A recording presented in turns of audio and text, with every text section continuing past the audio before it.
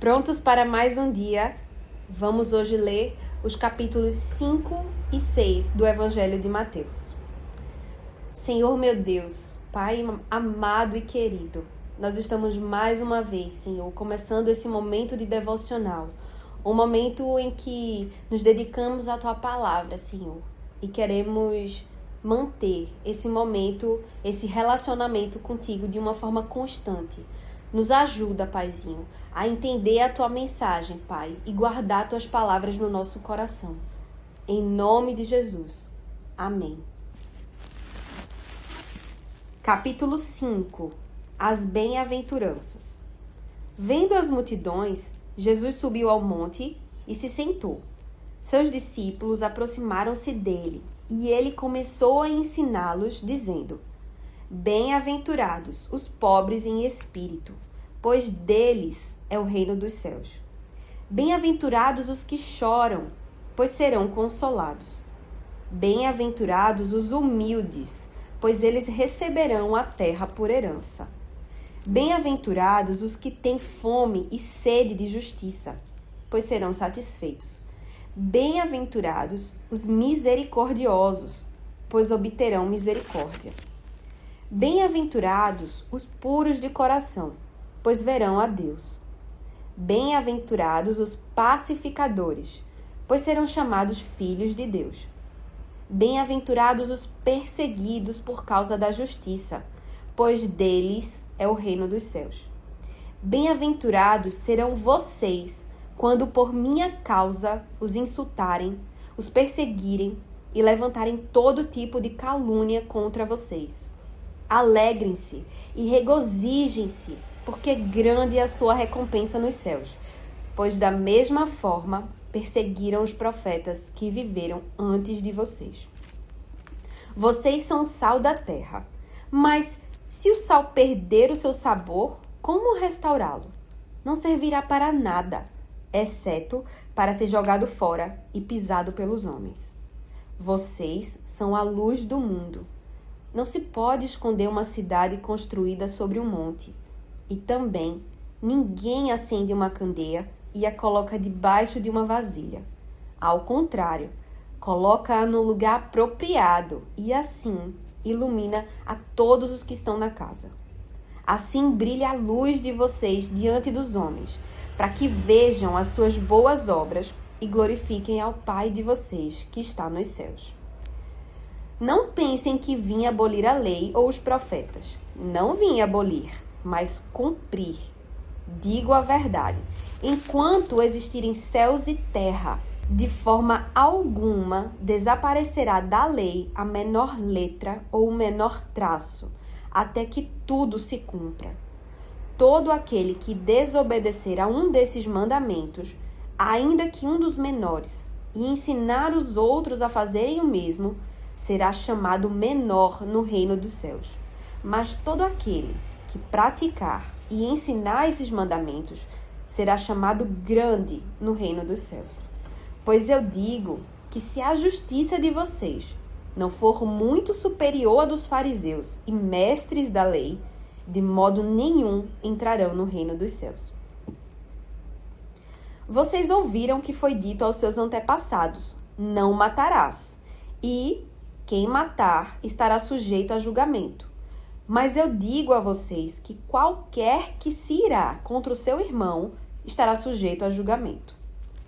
Também, qualquer que disser ao seu irmão, racá, será levado ao tribunal.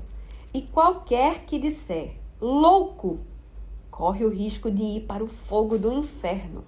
Portanto, se você estiver apresentando a sua oferta diante do altar e ali se lembrar de que o seu irmão tem algo contra você, deixe sua oferta ali, diante do altar, e vá primeiro reconciliar-se com o seu irmão. Depois volte e apresente sua oferta. Entre em acordo depressa com seu adversário que pretende levá-lo ao tribunal. Faça isso enquanto ainda estiver com ele a caminho, pois caso contrário, ele poderá entregá-lo ao juiz, e o juiz ao guarda, e você poderá ser jogado na prisão. Eu garanto que você não sairá de lá enquanto não pagar o último centavo. Vocês ouviram que foi dito: não adulterarás. Mas eu digo: qualquer que olhar para uma mulher e desejá-la, já cometeu adultério com ela no seu coração. Se o seu olho direito o fizer pecar, arranque-o e lance-o fora. É melhor perder uma parte do seu corpo do que ser todo ele lançado no inferno. E, se a sua mão direita o fizer pecar, corte-a e lance-a fora. É melhor perder uma parte do seu corpo do que ir todo ele para o inferno. Foi dito: aquele que se divorciar de sua mulher deverá dar-lhe certidão de divórcio. Mas eu digo que todo aquele que se divorciar de sua mulher, exceto por imoralidade sexual, faz que ela se torne adúltera. E quem se casar com a mulher divorciada estará cometendo adultério. Vocês também ouviram o que foi dito aos seus antepassados: não jure falsamente, mas cumpra os juramentos que você fez diante do Senhor. Mas eu digo: não jurem de forma alguma, nem pelos céus, porque é o trono de Deus, nem pela terra, porque é o estrado de seus pés, e nem por Jerusalém, porque é a cidade do grande rei. E não jure pela sua cabeça, pois você não pode tornar branco ou preto nem um fio de cabelo. Seja o seu sim, sim, e o seu não, não. E o que passar disso vem do maligno. Vocês ouviram que foi dito: olho por olho e dente por dente. Mas eu digo: não resistam ao perverso. Se alguém o ferir na face direita, ofereçam-lhe também a outra. E se alguém quiser processá-lo e tirar de você a túnica, deixe que leve também a capa.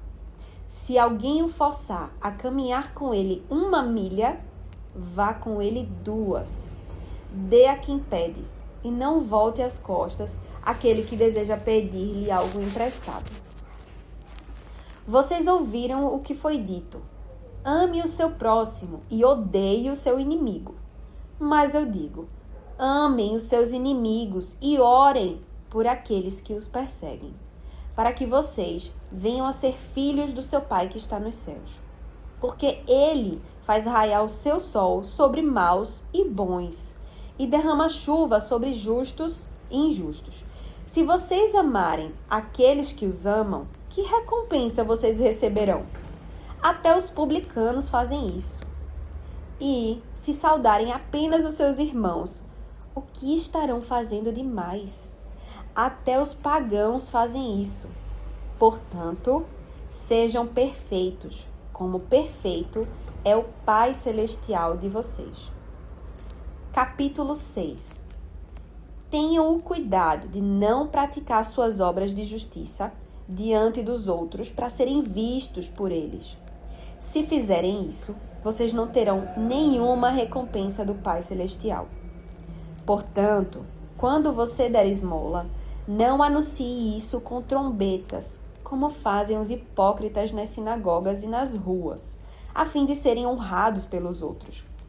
Eu garanto que eles já receberam sua plena recompensa. Mas, quando você der esmola, que a sua mão esquerda não saiba o que está fazendo a direita, de forma que você preste a sua ajuda em segredo. E o seu Pai, que vê o que é feito em segredo, o recompensará. E, quando vocês orarem, não sejam como os hipócritas. Eles gostam de ficar orando em pé nas sinagogas e nas esquinas, a fim de serem vistos pelos outros. Eu asseguro que eles já receberam sua plena recompensa. Mas, quando você orar, vá para o seu quarto, feche a porta e ore a seu Pai, que está em secreto. Então, seu Pai, que vê em secreto, o recompensará. E quando orarem, não fiquem sempre repetindo as mesmas coisas, como fazem os pagãos. Eles pensam que por muito falarem serão ouvidos. Não sejam iguais a eles, porque o seu Pai sabe do que vocês precisam, antes mesmo de o pedirem.